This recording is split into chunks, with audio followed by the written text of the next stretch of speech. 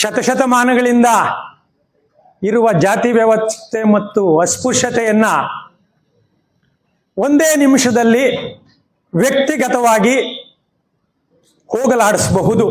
ಯಾಕೆ ಅಂದ್ರೆ DC ಅವ್ರು ಹೇಳ್ತಾ ಇದ್ರು, ಎಲ್ಲ ಮಾತಾಡ್ತಾರೆ, ಹೇಳ್ತಾನೆ ಇರ್ತಾರೆ ಒಳ್ಳೇದು, ಬಟ್ ಏನು ಮಾಡಬೇಕು, ಹೇಗೆ ಮಾಡಬೇಕು ಅಂತ ಯಾರು ಏನು ಹೇಳ್ತಾ ಇಲ್ಲ ಅಂತ.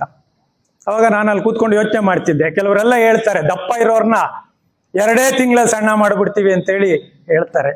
ಹಾಗೆ ಇನ್ನು ಕೆಲವರು ಹಳ್ಳಿ ರೈತರು ಕೂಡ 2 ದಿನದಲ್ಲಿ ಅಥವಾ 2 ತಿಂಗಳಲ್ಲಿ ಇಂಗ್ಲಿಷು ಕೂಡ ಕಲ್ತ್ಕೊಂಡ್ಬಿಡ್ಬೋದು ನೀವು ಅಂತ ಹೇಳ್ತಾರೆ.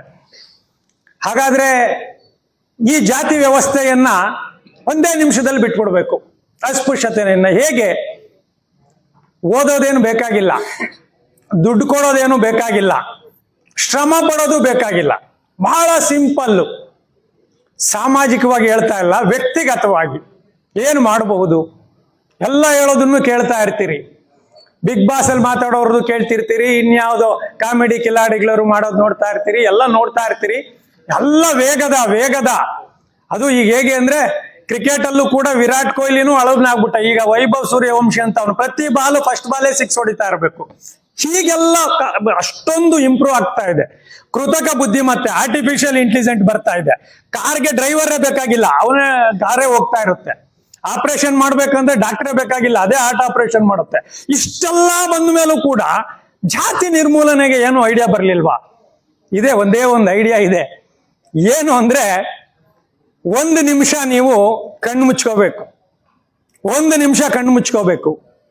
ಈ ಸೃಷ್ಟಿಯನ್ನ ಒಂದು ಸರಿ ಜ್ಞಾಪಿಸ್ಕೊಳ್ಳಿ. ದೊಡ್ಡ ಆಕಾಶ, ನೀರು, ಭೂಮಿ, ಕೋಟ್ಯಾನುಕೋಟಿ ಜೀವರಾಶಿಗಳು, ಒಂದು ಅಮೀಬಾಯಿಂದ ಹಿಡಿದು ಏಕ ಜೀವಕೋಶದಿಂದ ಹಿಡಿದು ಸಾವಿರಾರು ಜನಗಳಿಗೆಲ್ಲ, ಎಲ್ಲರೂ. ಆಮೇಲೆ ಯಾರು ಕೂಡ ಹೆಚ್ಚು ಕಡಿಮೆ ಮನುಷ್ಯರು 100 ವರ್ಷದ ಮೇಲೆ ಬದುಕೇ ಇಲ್ಲ. ಓಕೆ, ಇಂಥ ಸಂದರ್ಭದಲ್ಲಿ ಎಲ್ಲ ಮನುಷ್ಯ ಹುಟ್ಟಿರೋದು ಒಂದೇ ತರ ಅಂದ್ರೆ ಗಂಡು ಹೆಣ್ಣಿನ ಮಿಲನದಿಂದನೇ ಮನುಷ್ಯ ಹುಟ್ಟಿರೋದು. ಅದು ಬಿಟ್ಟು ಈ ಜಗತ್ತಲ್ಲಿ ಅವನು ಅಮೆರಿಕ, ಡೊನಾಲ್ಡ್ ಟ್ರಂಪ್ ಇರ್ಲಿ, ಇನ್ನೊಬ್ಬ ನೆತನ್ಯಾಹು ಇರ್ಲಿ, ಯಾವನೇ ಇರ್ಲಿ, ಎಂತ ಸ್ವಾಮೀಜಿನೇ ಇರ್ಲಿ, ಎಂತ ವಿಜ್ಞಾನಿನೇ ಇರ್ಲಿ, ಎಲ್ಲ ಹುಟ್ಟಿರೋದು ಸೇಮ್. ಹಾಗೆ 1 ನಿಮಿಷ ಜ್ಞಾಪಿಸ್ಕೊಂಡು ಈ ದೊಡ್ಡ ವಿಶಾಲ ಇದರಲ್ಲಿ ನಾವು ಯಾರು? ನಾವು ಕೂಡ ಒಂದು ಸಣ್ಣ ಹುಳು. ಸೊ ಈ ಸಣ್ಣ ಹುಳುಗೆ ಯಾರೋ ಏನೋ ಅವ್ನ್ ಗೌಡ ಅಂತೆ, ಲಿಂಗಾಯತ ಅಂತೆ, ಬ್ರಾಹ್ಮಣ ಅಂತೆ, ವಾಲ್ವೆ ಇದಂತೆ, ಬೇರೆ ಬೇರೆ ಅನ್ನೋದನ್ನ ಏಕೆ? ನಾನು ಒಬ್ಬ ಮನುಷ್ಯ. ಅದು ಬಿಟ್ಟು ಇನ್ನು ಮುಂದೆ ನಾನು ಏನನ್ನೂ ನೋಡಲ್ಲ. ಈವನ್ ಗಂಡು ಹೆಣ್ಣು ಅದು ಯಾವುದೂ ಇಲ್ಲ. ನಾನು ಒಬ್ಬ ಮನುಷ್ಯ ಅಷ್ಟೇ. ಯಾರೋ ಏನೋ ಒಂದು ಕೆಲಸ ಸಿಕ್ಕಬೇಕು, ಮದುವೆ ಆಗಬೇಕು ಅಂದ್ರೆ ಯಾವುದೋ ಒಬ್ಬ ಮನುಷ್ಯನನ್ನಾಗ್ಲಿ, ನಾನು ಮನುಷ್ಯ ಅನ್ನುವ ಒಂದು ಸಂಕಲ್ಪವನ್ನ ಒಂದೇ 1 ನಿಮಿಷ ನೀವು ಮಾಡಿದ್ದೇ ಆದ್ರೆ ಖಂಡಿತವಾಗ್ಲೂ ಅಸ್ಪೃಶ್ಯತೆನೂ ಇರಲ್ಲ, ಜಾತೀಯತೆನೂ ಇರಲ್ಲ. ಇದನ್ನ ಮಾಡ್ಲಿಕ್ಕೆ ದುಡ್ಡು ಕೊಡ್ಬೇಕಾಗಿಲ್ಲ. ಆ ಒಂದು ಕೆಲಸವನ್ನ ಇಡೀ ಜಗತ್ತಿನಲ್ಲಿ ಎಲ್ಲರೂ ಮಾಡ್ಬಿಟ್ಟಿದ್ರೆ ಇವತ್ತು ನಾವೆಲ್ಲ ನೆಮ್ಮದಿಯಾಗಿರ್ತಾ ಇದ್ರೆ. ಒಂದೇ 1 ನಿಮಿಷ ನಾನೊಬ್ಬ ಮನುಷ್ಯ. ಈ ಒಂದು ಭಾವನೆಗೆ ಶತಶತಮಾನಗಳು ನಮ್ಮ ಶಿವಪ್ಪ ಅಂತವ್ರು, ಬುದ್ಧನಿಂದ ಹಿಡಿದು ಶಿವಪ್ಪ ಅಂತವ್ರವರೆಗೂ ಇಷ್ಟೆಲ್ಲ ಹೋರಾಟ ಯಾಕಬೇಕು? 1 ನಿಮಿಷ ನಮ್ಗೆ ಅನ್ಕೊಳಕ್ಕಾಗೋದಿಲ್ವಾ ನಾವೆಲ್ಲ ಮನುಷ್ಯರು ಅಂತ? ಸೊ ಆಗ ಅನ್ಕೊಳ್ಳೋಣ ನಾವೆಲ್ಲ ಮನುಷ್ಯರು ಅಂತ. ನೀವು ನನಗೆ ಕೇಳ್ಬೋದು, ನಾನು ಅದನ್ನು ಖಂಡಿತವಾಗ್ಲೂ ಬಿಟ್ಟಿದ್ದೀನಿ. ಏನೂ ಇಲ್ಲ. ಯಾರೋ ಬಹಳಷ್ಟು ಜನ ಕೇಳ್ತಿರ್ತಾರೆ ನೀವು ಯಾವ ಜಾತಿ ಏನು ಅಂತ. ನಾನು ಖಂಡಿತವಾಗ್ಲೂ ಅದ್ರ ಬಗ್ಗೆ ತಲೆನೇ ಕೆಡಿಸ್ಕೊಳಲ್ಲ. ಮತ್ತು ಮುಕುಂದರಾಜ್ ಅವರು ಹೇಳ್ದಾಗೆ ವಿಶ್ವಮಾನವ ಅಂತ ಒಂದು ಜನರಲ್ ಆಗಿ ಒಂದು ಮಾತು ಹೇಳ್ಬಿಟ್ರೆ ಸಾಕು, ಅದು ಒಂದು ಹೋರಾಟ ನಡೀತಾ ಇದೆ. ಇನ್ನು ಮೇಲೆ ಎಲ್ಲರೂ ಹೇಳಿ, ಬೇಕಾದ್ರೆ ಆ ವ್ಯಕ್ತಿ ಒಳ್ಳೆಯವನೋ ಕೆಟ್ಟವನೋ, ಅವನ ವೃತ್ತಿ ಏನು, ಇದ್ರ ಬಗ್ಗೆ ಮಾತ್ರ ಮಾತಾಡಿ. ಒಳ್ಳೇದು ಕೆಟ್ಟದ್ದು ಅಂಶಗಳ ಬಗ್ಗೆ ಮಾತ್ರ ಮಾತಾಡೋಣ. ಒಂದು ನೀರಿನ ಬಗ್ಗೆ, ಪರಿಸರದ ಬಗ್ಗೆ, ಆಹಾರದ ಬಗ್ಗೆ ಇದೆಲ್ಲ ಮಾತಾಡೋಣ. ಇನ್ನು ಮೇಲೆ ಇಲ್ಲಿ ಇರೋರು ಯಾರೇ ಇರ್ಲಿ, ಅವ್ರು ಯಾವ ದೊಡ್ಡ ವ್ಯಕ್ತಿನೇ ಆಗಿರ್ಲಿ, ಸ್ವಾಮೀಜಿ, ಆ ಜಾತಿಗೊಬ್ಬ ಸ್ವಾಮೀಜಿ, ಜಾತಿಗೆ ಅವೆಲ್ಲ ಬಿಟ್ಬಿಡಿ.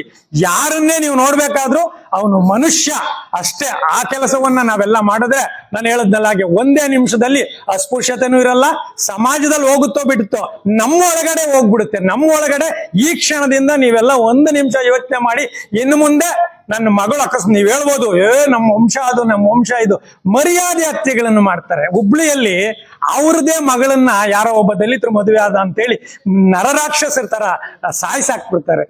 ನಾನು ಹೇಳ್ತೀನಿ, ನಿಮ್ಮ ಒಳಗಡೆ ಇನ್ನೂ ಕೂಡ ಯಾವ್ದಾದ್ರು ಜಾತಿಯ ಶ್ರೇಷ್ಠತೆ ಉಳಿದಿದೆ ಅಂದ್ರೆ ನೇರವಾಗಿ ನನ್ನ ಹೆಂಡತಿ ಮಕ್ಕಳು ಸೇರಿ ಹೇಳ್ತೀನಿ, ನಾವಿನ್ನೂ ನಾಗರಿಕರೇ ಆಗಿಲ್ಲ, ನಾವಿನ್ನೂ ಮನುಷ್ಯರೇ ಆಗಿಲ್ಲ.